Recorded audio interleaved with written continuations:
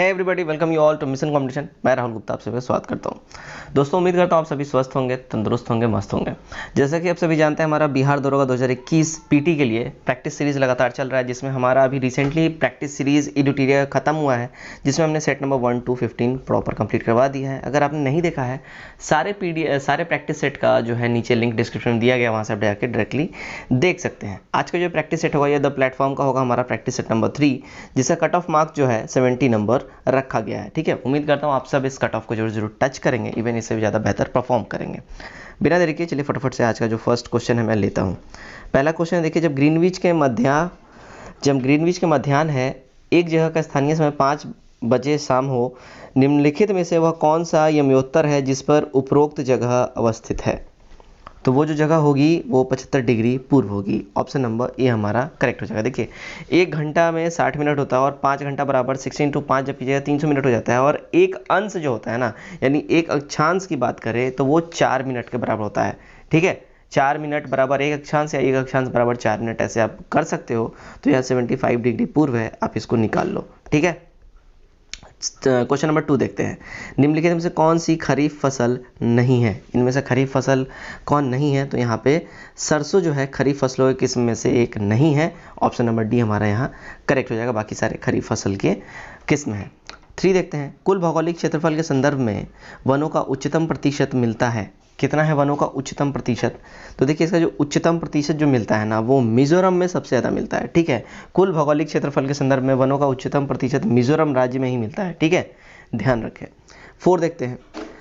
अधिपाद यानी इफिफेट्स मुख्यतः पाए जाते हैं कहाँ? तो अधिपाद यानी इफिफेट्स जो मुख्यतः जो पाए जाते हैं वो पाए जाते हैं विषुवर्तीय यानी इक्वेटोरियल्स वनों में। ठीक है, इक्वेटोरियल्स वनों में ये पाए जाते हैं। ऑप्शन नंबर डी हमारा करेक्ट हो जाएगा। देखिए, ये जो अधिपादप यानी एपिफेट्स जो हैं, ये कौन से पौधे होते हैं? तो ये वो पौधे होते हैं जो आश्रय के लिए वृक्षों पर निर्भर होते हैं। मतलब ये खुद के बूते खड़े नहीं रह सकते, लेकिन परिजीवी ये नहीं होते हैं। ये जो है वृक्षों के तने, शाखाओं, दरारों, छाल आदि पर उग जाते हैं। ठीक है, और वे उसी में अपनी जड़ चिपका कर रखते हैं ताकि उनको सपोर्ट मिला रहे। ऐसे जो पौधे होते हैं उनको अधिपादप या एपिफाइट्स बोलते हैं। ठीक है, 5 देखते हैं। केसर की सबसे अधिक मात्रा का उत्पन्न होता है कहाँ पे? तो केसर का जो सबसे अधिक मात्रा का जो उत्पन्न होता है वो होता है कश्मीर में। ऑप्शन नंबर बी यहाँ हमारा करेक्ट हो जाएगा। 6 देखते हैं। उत्तर भारत में उप हिमालय क्षेत्र के सहारे फैले मैदान को कहा जाता है, क्या कहा जाता है? तो जो फैले मैदान होते हैं उप हिमालय में, उत्तर भारत में, उसको जो कहा जाता है भाबर कहा जाता है। ऑप्शन नंबर डी यहाँ करेक्ट हो जाएगा। उत्तर भारत में जो उप हिमालय क्षेत्र के सहारे फैले मैदान को क्या कहा जाता है? भाबर। ठीक है, और भाबर जो है, भाबर पेटी जो है हिमालय के गिरिपदपीय क्षेत्र में पाए जाते हैं। राइट। 7 देखते हैं। निम्नलिखित में से राज्यों में से किसकी तटरेखा सर्वाधिक है? तो इन सारे ऑप्शंस में जिसकी तटरेखा सबसे ज़्यादा है वो है गुजरात। ठीक है, गुजरात की तटरेखा की लंबाई लगभग 1214 किलोमीटर है। और विश्व में सबसे लंबी तटरेखा का बात किया जाए तो वो हो जाता है कनाडा। ठीक है, ध्यान रखें। 8 देखते हैं। साइमन कमीशन की, थोड़ा सा ऊपर करते हैं इसको, यस, चलो, ओके, यस। साइमन कमीशन की संतुष्टियों के संदर्भ में निम्नलिखित में से कौन सा एक कथन सही है? तो यहाँ जो साइमन कमीशन का जो संतुष्टि है उसमें जो कथन सही है वो ये है कि इसने प्रांतों में द्वैध शासन के उत्तरदायी सरकार द्वारा प्रतिस्थापित करने की संस्तुति की। ऑप्शन नंबर ए हमारा करेक्ट हो जाएगा।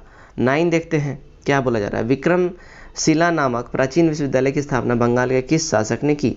तो विक्रमशिला नामक प्राचीन विश्वविद्यालय जो है ना, इसकी स्थापना जो है किसने की? धर्मपाल ने की। ठीक है, विक्रमशिला नाम का प्राचीन विश्वविद्यालय की स्थापना बंगाल के शासक थे धर्मपाल, इन्होंने की थी। और इस विद्यालय में वज्रयान शाखा की पढ़ाई होती थी। वर्तमान समय में ये जो है ना कहाँ पे है?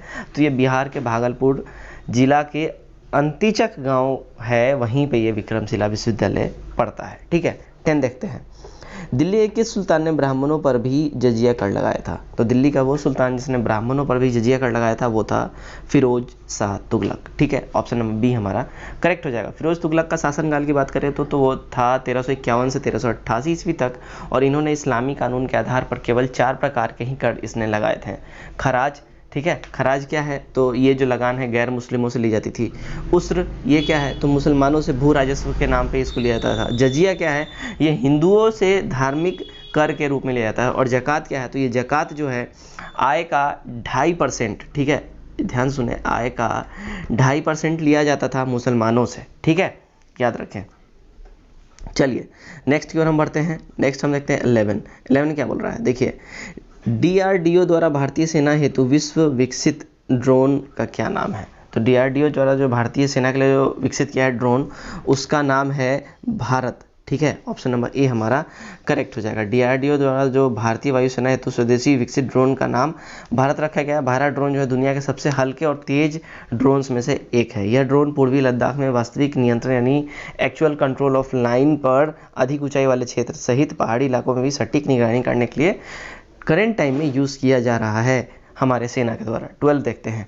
भारतीय क्रिकेट कंट्रोल बोर्ड यानी BCCI किस देश में इंडियन प्रीमियर लीग IPL 2020 आयोजित करना चाहता है। तो ये जो है ये तो हो रखा है और ये हुआ है संयुक्त अरब अमीरात में। आप सबने IPL देखा ही होगा। 13 देखते हैं। निम्नलिखित में से किस मशहूर मंदिर ने आदि महोत्सव यानी जुलाई अगस्त के उपलक्ष्य पर झंडा फहराया। तो इन्होंने फहराया है मीनाक्षी मंदिर में। ऑप्शन नंबर ए हमारा यहाँ करेक्ट हो जाएगा। 14 देखते हैं। केंद्र सरकार ने IT और BPO कंपनियों के लिए घर से काम करने के लिए जारी निर्देश को कितने तारीख तक के लिए बढ़ा दिया है। तो इन्होंने जो है ना, देखिए 31 दिसंबर 2020 तक के लिए इन्होंने बढ़ा दिया है, ठीक है। नेक्स्ट देखते हैं 15 में क्या बोला जा रहा है, हाल ही में किस राज्य सरकार ने वेस्ट टू एनर्जी नाम से एक पहल की शुरुआत की है। तो ये जो पहल शुरुआत किया गया है ये किया गया है उत्तराखंड गवर्नमेंट के द्वारा। ऑप्शन नंबर डी करेक्ट हो जाएगा हमारा। उत्तराखंड गवर्नमेंट जो है वेस्ट टू एनर्जी नाम से एक पहल की इन्होंने शुरुआत की। इसके तहत राज्य सरकार में उत्पन्न होने वाली अपशिष्ट को बिजली में परिवर्तित करने का कार्य किया जाएगा। 19 देखते हैं। अमेरिका ने किस देश को ह्यूस्टन में अपना वाणिज्यिक दूतावास बंद करने का आदेश दिया है। तो ह्यूस्टन में जो इन्होंने वाणिज्यिक दूतावास बंद करने का जो आदेश दिया है वो दिया है चीन को। ऑप्शन नंबर सी हमारा करेक्ट हो जाएगा, ठीक है। 17 देखते हैं। प्रसिद्ध बॉलीवुड अभिनेता सोनू सूद ने श्रमिकों की मदद के लिए निम्न में से किस ऐप को लॉन्च किया। तो इन्होंने जो ऐप को लॉन्च किया है वो है प्रवासी रोजगार app. Option number A correct हो जाएगा। 18 देखते हैं। विश्व डोपिंग रोधी एजेंसी यानी वाडा ने देश की राष्ट्रीय डोपिंग परीक्षण प्रयोगशाला यानी NDTL के निलंबन को कितने और महीने के लिए बढ़ा दिया है। तो इन्होंने जो बढ़ाया है वो है 6 मंथ्स के लिए। ऑप्शन नंबर बी करेक्ट हो जाएगा। 19 देखते हैं। हाल ही में किस देश ने एक बार पुनः वर्ष 1996 के भू हस्तांतरण के प्रस्ताव की ओर संकेत देते हुए सीमा विवाद को सुलझाने के लिए भूटान को एक समाधान पैकेज का प्रस्ताव दिया है। तो ये जो दिया गया है ये दिया गया है चाइना की ओर से, ठीक है। ऑप्शन नंबर सी हमारा करेक्ट हो जाएगा। 20 देखते हैं। यहाँ से मैथ से कुछ क्वेश्चन स्टार्ट होते हैं, मैं आपको आंसर बताऊंगा, फटाफट से आप लोग स्क्रीनशॉट ले लें, खुद से जरूर सॉल्व करें। श्याम ने वास्तविक मूल्य से कुछ प्रतिशत छूट कर एक रेडियो खरीदा। उसने इसे 850 रुपये में बेच दिया जिसमें उसे 15% लाभ प्राप्त हुआ। यदि वह उसे 1000 रुपये में बेचता तो उसे वास्तविक मूल्य पर कितने प्रतिशत लाभ प्राप्त होता। तो उसको जो वास्तविक मूल्य पर जो लाभ प्राप्त होता वो होता 35/5/17%, ठीक है। 21 देखते हैं। किसी कक्षा के 72% विद्यार्थियों ने जीव विज्ञान तथा 44% ने गणित लिया, ठीक है। यदि प्रत्येक विद्यार्थी ने जीव विज्ञान अथवा गणित में से कम एक विषय लिया हो तथा 40 विद्यार्थियों ने दोनों विषय के लिए हों तो कक्षा में कुल विद्यार्थियों की संख्या क्या होगी। तो कक्षा में जो total students number of student हो जाएगा वो हमारा हो जाएगा 250। ऑप्शन नंबर सी करेक्ट हो जाएगा। 22 देखते हैं। 16 व्यक्ति एक कार्य 16 दिन में समाप्त कर सकते हैं। सभी ने एक साथ मिलकर कार्य स्टार्ट किया। 4 दिन बाद, ठीक है, 4 दिन बाद 8 और व्यक्ति कार्य में सम्मिलित हो गए। शेष कार्य कितने दिन में समाप्त किया जाएगा या समाप्त होगा।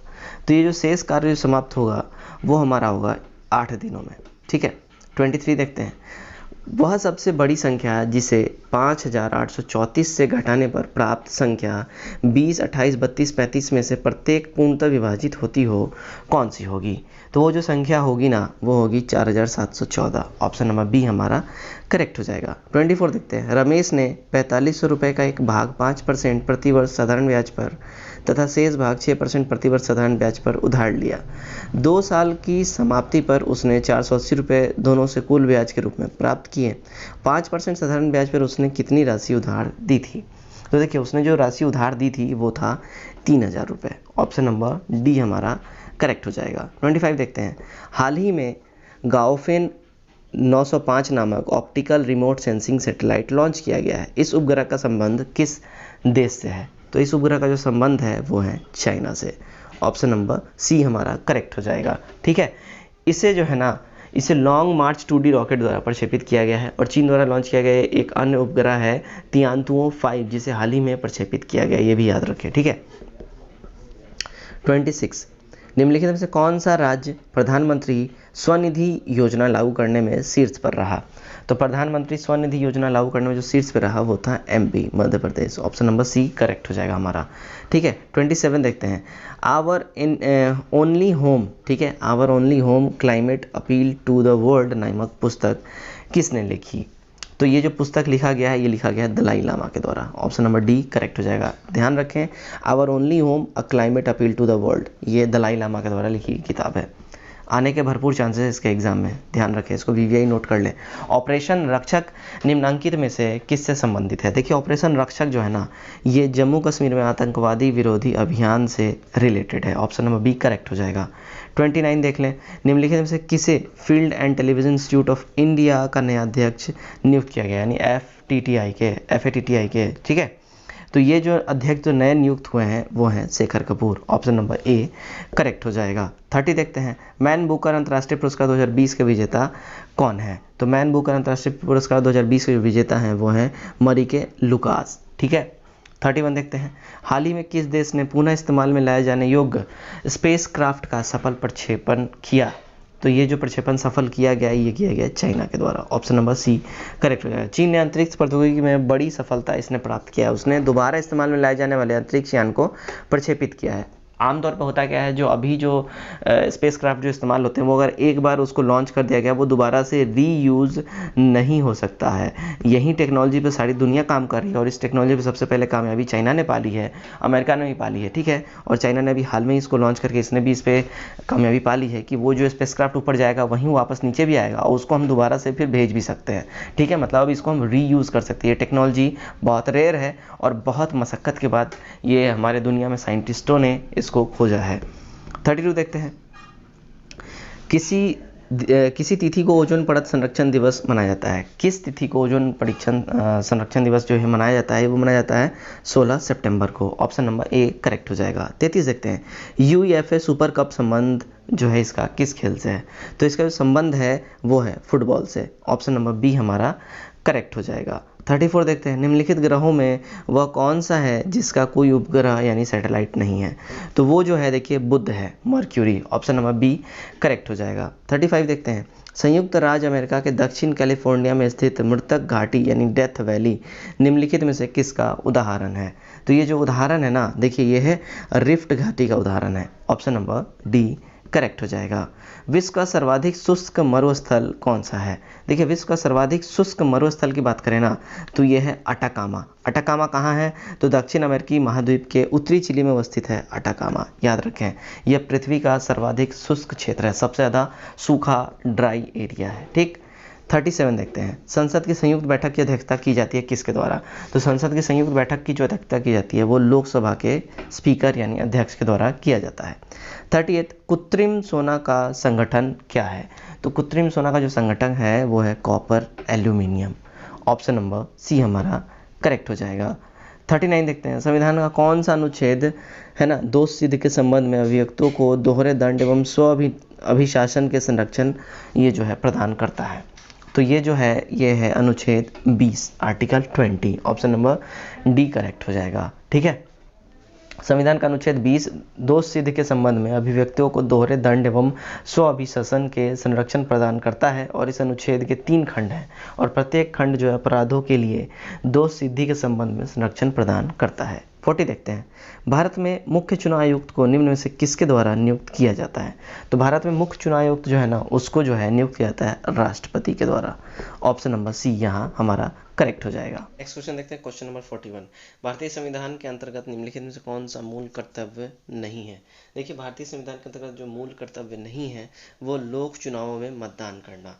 ऑप्शन नंबर ए हमारा यहाँ करेक्ट हो जाएगा। ठीक है, भारतीय संविधान के अंतर्गत जो है मूल कर्तव्य, मौलिक कर्तव्य जो है ना, भारतीय संविधान के भाग 4 क तथा अनुच्छेद 51 क के अंतर्गत मौलिक कर्तव्य का वर्णन इसमें किया गया है। और मौलिक कर्तव्य जो है पूर्व सोवियत संघ यानी कि रशिया जो अभी के टाइम में है यहाँ से लिया गया है। ये बार बार पूछा जाता है कि मौलिक कर्तव्य कहाँ से लिया गया, कहाँ से कॉपी पेस्ट किया गया है, तो ये रूस से किया गया है, तब वो सोवियत संघ हुआ करता है। ठीक है, और ये मूल संविधान का भाग नहीं है। ठीक है, इसे जो है सरदार स्वर्ण सिंह समिति जो है ना, जिसका 1976 में ये थी, उसके सिफारिश पर 42वें संविधान संशोधन द्वारा अधिनियम करके 1976 द्वारा इसको जोड़ा गया। और वर्तमान में मौलिक कर्तव्यों की संख्या अगर बात की जाए कितने हैं, तो 11 है। ठीक है, चलिए नेक्स्ट की ओर बढ़ते हैं। 42, करों और सरकारी कामकाज के निर्वाह में हुई अन्य प्राप्तियों के संघीय सरकार को प्राप्त हुआ समूचा राजस्व जमा कहाँ होता है? तो ये जो है ना, ये जमा होता है भारत के संचित निधि में। ऑप्शन नंबर सी हमारा यहाँ करेक्ट हो जाएगा। 43 देखते हैं, कोहरे को भेदने वाले लैंप में प्रयुक्त गैस कौन सी होती है?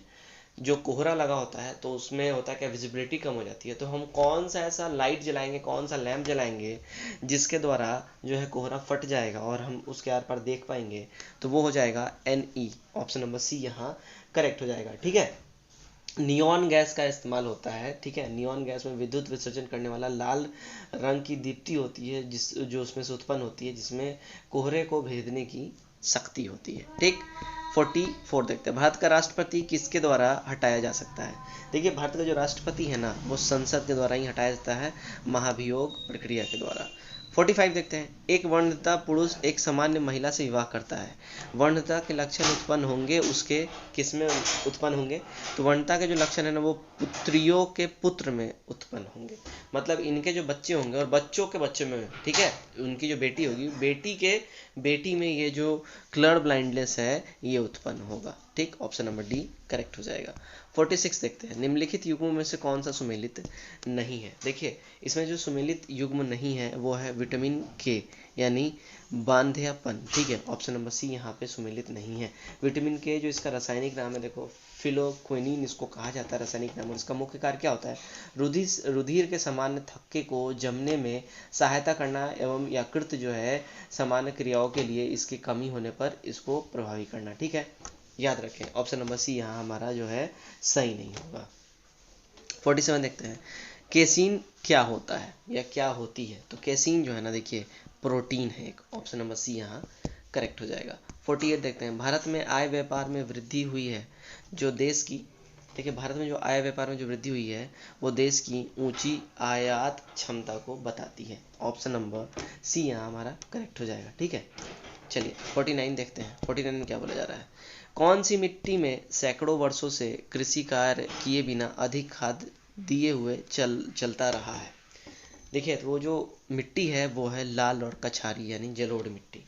लाल और कछारी जलोढ़ मिट्टी में सैकड़ों वर्षों से जो है ना कृषि कार्य बिना अधिक खाद दिए हुए चलता रहा है। काली मिट्टी और कछारी मिट्टी अधिक उपजाऊ होती है। ठीक है, और काली मिट्टी में आयरन, चूना, एल्यूमिनियम और मैग्नीशियम की बहुत ज़्यादा इसमें बहुलता होती है।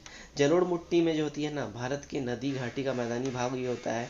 और लाल मिट्टी का रंग जो होता है ये लाल लोहे यानी आयरन ऑक्साइड की उपस्थिति के कारण होता है। ठीक है, 50 देखते हैं, भारत में निम्नलिखित में से किस क्षेत्र में विधि अंतः समुद्री पेड़ पौधों तथा प्राणी जात का संरक्षण करने का जैव रिजर्व, बायो रिजर्व जो है वो है? तो यहाँ पे जो करेक्ट हो जाएगा, देखिए अंडमान और निकोबार द्वीप समूह में। ऑप्शन नंबर बी यहाँ हमारा करेक्ट हो जाएगा। 51 देखते हैं, लक्षद्वीप के लोग निम्नलिखित में से कौन सी भाषा बोलते हैं?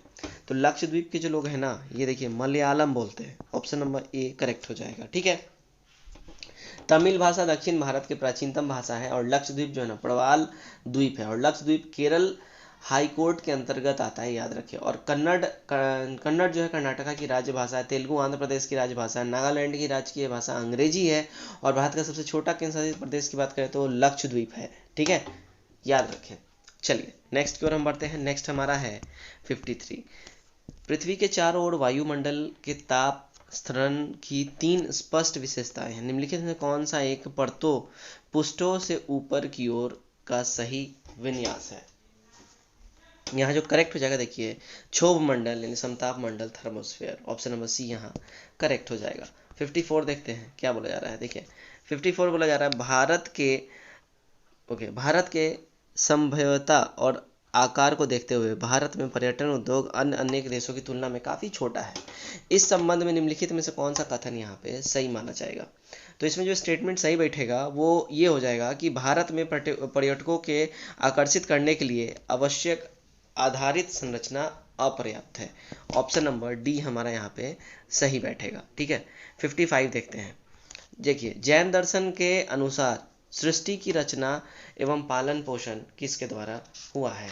देखिए जैन दर्शन के अनुसार जो सृष्टि का रचना और पालन पोषण जो है ना वो सार्वभौमिक विधान से हुआ है। ऑप्शन नंबर ए हमारा करेक्ट हो जाएगा। 56 देखते हैं। निम्नलिखित में से कौन सा अशोककालीन अभिलेख खरोष्टी लिपि में है। तो अशोककालीन अभिलेख जो खरोष्टी लिपि में प्राप्त होता है वो है शाहबाजगढ़ी का। ठीक है, ऑप्शन नंबर सी करेक्ट हो जाएगा।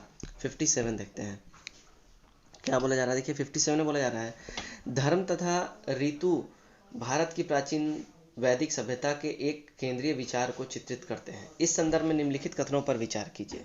तो इस संदर्भ में जो निम्नलिखित कथन है वो हमारे हो जाएंगे, धर्म व्यक्ति के दायित्व एवं स्वयं एवं दूसरों के प्रति व्यक्तिगत कर्तव्यों की संकल्पना था। ठीक है, और बी है ऋतु मूलभूत नैतिक विधान था जो सृष्टि और उसमें अंतर्निहित सारे तत्व के क्रियाकलापों को संचालित करता है। ऑप्शन नंबर सी हमारा करेक्ट हो जाएगा। फर्स्ट और सेकंड दोनों ही हो जाएगा हमारा स्टेटमेंट। ठीक है, 58 देखते हैं। हड़प्पा कालीन स्थलों में अभी तक किस धातु की प्राप्ति नहीं हुई है। तो हड़प्पा कालीन स्थलों में जो जिस धातु की प्राप्ति आज तक अभी तक नहीं हुई है वो है लोहा। ऑप्शन नंबर डी हो जाएगा। 59 देखते हैं। निम्नलिखित मध्ययुगीन शासकों यानी मिडाइवल किंग्स में से कौन सा एक सर्वाधिक शिक्षित था, पढ़ा लिखा था। तो सर्वाधिक शिक्षित जो था ना वो मोहम्मद बिन तुगलक था। ऑप्शन नंबर ए करेक्ट हो जाएगा। मोहम्मद बिन तुगलक, इसका शासनकाल जो है ना 1325 से 1351 तक रहा है, ध्यान रखें। ठीक है, और यह सर्वाधिक निपुण शिक्षित शासक था मुस्लिम शासकों में। ठीक है, और वो एक खगोल शास्त्री भी था, गणित एवं आयुर्विज्ञान सहित अनेक विद्याओं में वो निपुण था। इसने कृषि की उन्नति के लिए एक नए विभाग दीवाने कोही की भी स्थापना की थी। 60 देखते हैं। निम्नलिखित में से कौन भक्ति आंदोलन का प्रस्तावक नहीं था। देखिए भक्ति आंदोलन का जो प्रस्तावक नहीं था वो था Nagarjuna. Option number A correct हो जाएगा। ठीक है, नेक्स्ट देखते हैं 61 में क्या है। निम्नलिखित में से कौन भारत के उपराष्ट्रपति का निर्वाचन करता है। देखिए भारत का जो उपराष्ट्रपति का निर्वाचन कराया जाता है वो कराया जाता है लोकसभा के सदस्य और राज्यसभा के सदस्यों के अंतर्गत। ठीक है, भारत के उपराष्ट्रपति का जो निर्वाचन होता है लोकसभा और राज्यसभा के सदस्यों द्वारा होता है। और भारतीय संविधान में उपराष्ट्रपति के पद संबंधी प्रावधान संयुक्त राज्य अमेरिका से लिया गया है। ठीक है, और संविधान के भाग 5 तथा अनुच्छेद 66 के हिसाब से उपराष्ट्रपति का निर्वाचन संसद के दोनों सदनों लोकसभा और राज्यसभा के सदस्य मिलकर बनने वाली निर्वाचन गण के सदस्य द्वारा अनुपातिक प्रतिनिधित्व पद्धति के अनुसार एकल संक्रमणीय मत द्वारा ये होता है। ऐसे निर्वाचन में गुप्त मतदान होता है, ध्यान रखें। ठीक है, चलिए 61 देखेंगे हम। 61 में क्या हो जाएगा, okay sorry 62 sorry 62 yes. 0 is equal to 0 किस प्रकार बंधन है ये। ठीक है, तो ये 0 इज इक्वल टू 0 जो बंधन है द्विसंयोजक बंधन है। ऑप्शन नंबर बी करेक्ट हो जाएगा। 63 देखते हैं। जैसे जैसे अर्थव्यवस्था विकसित होती है राष्ट्रीय आय में तृतीयक क्षेत्र का अंश क्या हो जाएगा। तो राष्ट्रीय आय में तृतीयक क्षेत्र का जो अंश है वो बढ़ेगा। ऑप्शन नंबर सी करेक्ट हो जाएगा। 64 देखते हैं। निम्नलिखित में से कौन सा एक राजकोषीय नीति का उपकरण नहीं है। तो देखिए राजकोषीय नीति का जो उपकरण नहीं है वो है ब्याज दर। ऑप्शन नंबर सी करेक्ट हो जाएगा। 65 देखते हैं। भारत में जनसंख्या वृद्धि के इतिहास में कौन सा वर्ष विभाजन का वर्ष कहलाता है। तो ये जो विभाजन का जो वर्ष कहलाता है वो होता है 1921। ऑप्शन नंबर डी करेक्ट हो जाएगा। ठीक, 66 देखते हैं। भारतीय अर्थव्यवस्था के बारे में निम्न में से कौन सा कथन सही नहीं है। तो भारतीय अर्थव्यवस्था के बारे में जो यहाँ पे कथन सही नहीं है वो हमारा हो जाएगा सेवा क्षेत्र का भारत की जीडीपी में अंशदान केवल 25% है। ऑप्शन नंबर बी यहाँ करेक्ट हो जाएगा। 67 देखते हैं। दूसरी पंचवर्षीय योजना की रूपरेखा किसने तैयार की थी। तो देखिए दूसरी पंचवर्षीय योजना की जो रूपरेखा जो तैयार किया गया है वो किया गया है पीसी महानलोबिस के द्वारा। ऑप्शन नंबर सी करेक्ट यहाँ पे हमारा हो जाएगा। 68 देखते हैं। निम्न में से कौन अनुषंगी नगर यानी सैटेलाइट टाउन है? तो जो सैटेलाइट टाउन है वो है गाजियाबाद। ऑप्शन नंबर बी यहाँ सही हो जाएगा। निम्नलिखित में कौन सही सुमेलित है? इसमें जो सही सुमेलित देखिए, कोलेरू आंध्र प्रदेश, ये सही सुमेलित है। ठीक है। लोनार झील जो है अगर उसकी बात करें तो वो है महाराष्ट्र में। ठीक है। नक्की झील राजस्थान में है, कोलेरू झील आंध्र प्रदेश में है और पुलिकट झील जो है वो तमिलनाडु में हो जाएगा। ठीक है। चलिए, तो हमारा सही हो जाएगा ऑप्शन नंबर सी। 70 देखते हैं। विभिन्न राज्यों से संबंध लोक नृत्यों में कौन सा सुमेलित नहीं है? तो विभिन्न राज्यों से जो लोक नृत्य संबंधित है उसमें सुमेलित जो नहीं है वो लेजम है, गुजरात। यहाँ पे रॉन्ग है। लेजम लोक नृत्य का संबंध जो है महाराष्ट्र से है। ठीक है, ना कि गुजरात से। चलिए 71 देखते हैं।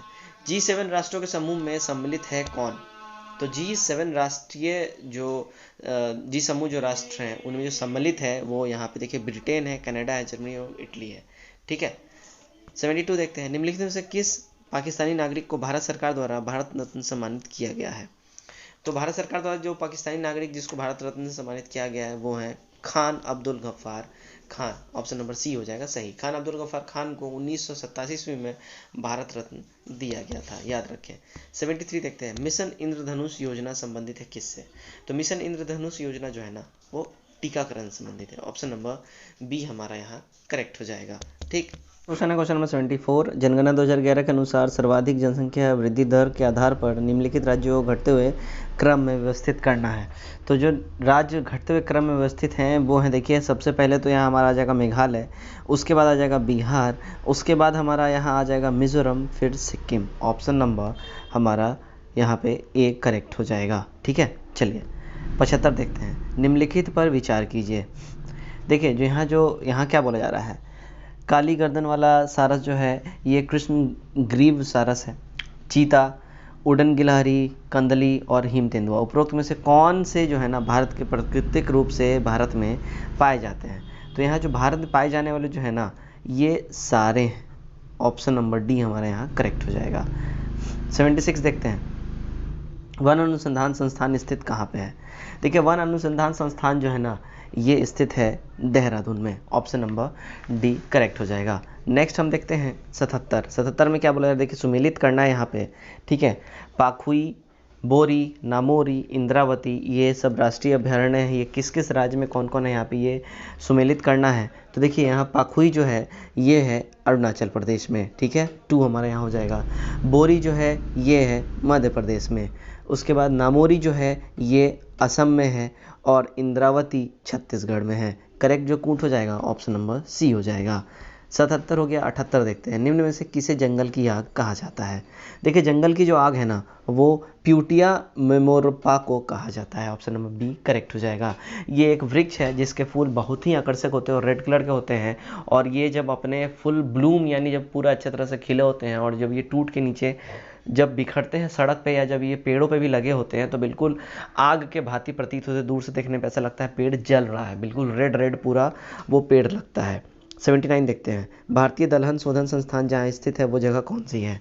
तो भारतीय दलहन संस्थान जहाँ स्थित है वो है कानपुर में। ऑप्शन नंबर बी करेक्ट हो जाएगा। 80 देखते हैं। बिहार के भौतिक विभाग में आप निम्नलिखित में से कौन सा सम्मिलित नहीं करेंगे? देखिए बिहार का जो भौतिक विभाग हुआ उसमें जो सम्मिलित नहीं होगा वो पूर्वी गंगा का मैदान हो जाएगा। ऑप्शन नंबर डी करेक्ट हो जाएगा। 81 देखते हैं। पर्यावरण प्रदर्शन सूचकांक 2020 में भारत का स्थान कौन सा है? पर्यावरण प्रदर्शन सूचकांक में भारत का जो स्थान है देखिए 168 है, 168वां। ठीक है। और ये जो है इस सूचकांक में डेनमार्क जो है ये टॉप में है, डेनमार्क फर्स्ट हो जाएगा। 82 देखते हैं। स्पेस एक्स द्वारा हाल ही में किस देश के पहले सैन्य उपग्रह एनासिस 2 को लॉन्च किया गया है? तो स्पेस एक्स द्वारा जो ये लॉन्च किया जिस देश का पहला उपग्रह वो है South Korea. Option number C correct हो जाएगा।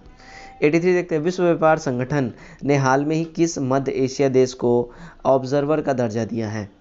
तो ये जो है ना देखिए ये तुर्कमेनिस्तान को ऑब्जर्वर का दर्जा मिला है। वर्ल्ड ट्रेड ऑर्गेनाइजेशन जो है WTO इसका 25वां ऑब्जर्वर देश तुर्कमेनिस्तान ये बन गया है। ठीक है। बात किया जाए WTO यानी वर्ल्ड ट्रेड ऑर्गेनाइजेशन यानी विश्व व्यापार संगठन की स्थापना कब हुई थी? तो इसका स्थापना हुआ था 1 जनवरी 1495 को। ठीक है, WTO का स्थापना। ठीक है। चलिए 84 देखते हैं, बिहार का अक्षांशीय विस्तार क्या है। बात हो रही है बिहार के अक्षांशीय विस्तार की। तो बिहार का जो अक्षांशीय विस्तार है ये देखिए, ये है 24 डिग्री 20 मिनट और 10 सेकेंड से 27 डिग्री 31 मिनट 15 सेकेंड। ठीक है, ऑप्शन नंबर ए करेक्ट हो जाएगा। 85 देखते हैं, 85 में क्या बोला जा रहा है। देखिए 85 में बोला जा रहा है वह कौन सा स्थान है जिसकी स्थिति 3 समुद्रों से मिलन स्थल पर है। तो वो जो स्थान है वो है Kanyakumari. Option number C correct हो जाएगा। कन्याकुमारी वो स्थान है जिसका जो है ना स्थिति स्थल जो है तीनों समुद्र से मिलन स्थल पे है। ये समुद्र जो है बंगाली खाड़ी है पूर्व से, हिंद महासागर है दक्षिण से, और अरब सागर है पश्चिम से। 86 देखते हैं, सामान्य उपदाओं को कितने वर्गों में बांटा गया है।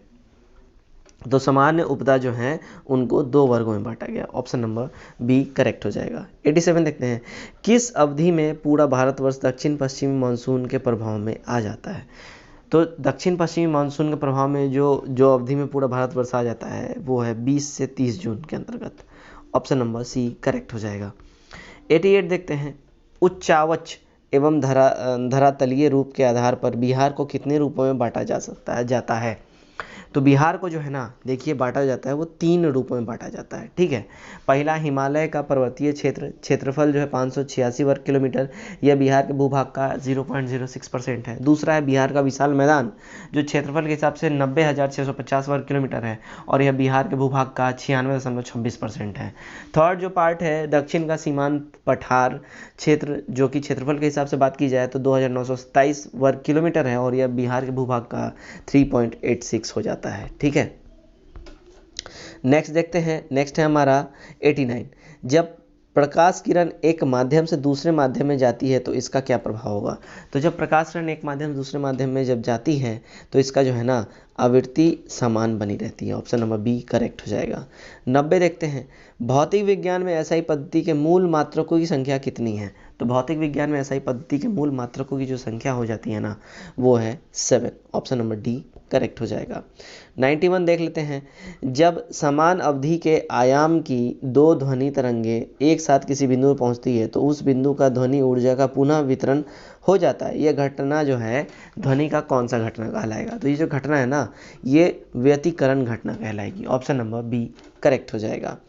92 देखते हैं, अच्छे अवशोषक ही अच्छे उत्सर्जक होते हैं, यह निम्नलिखित में से किसका नियम है। तो अच्छे अवशोषक ही अच्छे उत्सर्जक होते हैं, जो नियम है ना ये किरचॉफ का नियम है। ऑप्शन नंबर ए करेक्ट हो जाएगा। 93 देखते हैं, निम्नलिखित कथनों में कौन सा असत्य है।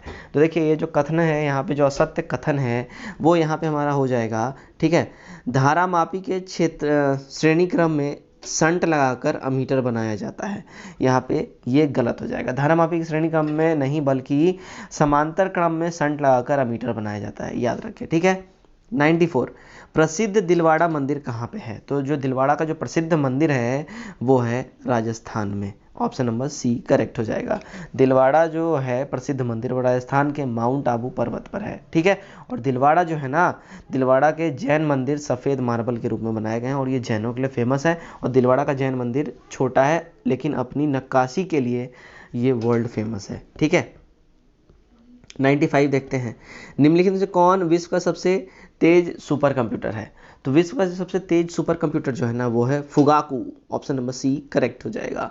वर्तमान में जापान का फुगाकू सबसे तेज चलने वाला सुपर कंप्यूटर है और इसे जापान के रिकेन एवं फुजित्सु लिमिटेड द्वारा तैयार किया गया है। विश्व के कुछ जो और भी सुपर कंप्यूटर से देखिए, सियरा है वो अमेरिका का है, सनवे है वो चाइना का है, तिनिया है जो चाइना का है। देख सकते हैं 96 विजयनगर साम्राज्य में हजारों स्त्रियों किस रूप में सेवारत थीं। विजयनगर साम्राज्य में हजारों स्त्रियां जो हैं वो किस रूप में वो सेवारत थीं, नियुक्त की गई थीं।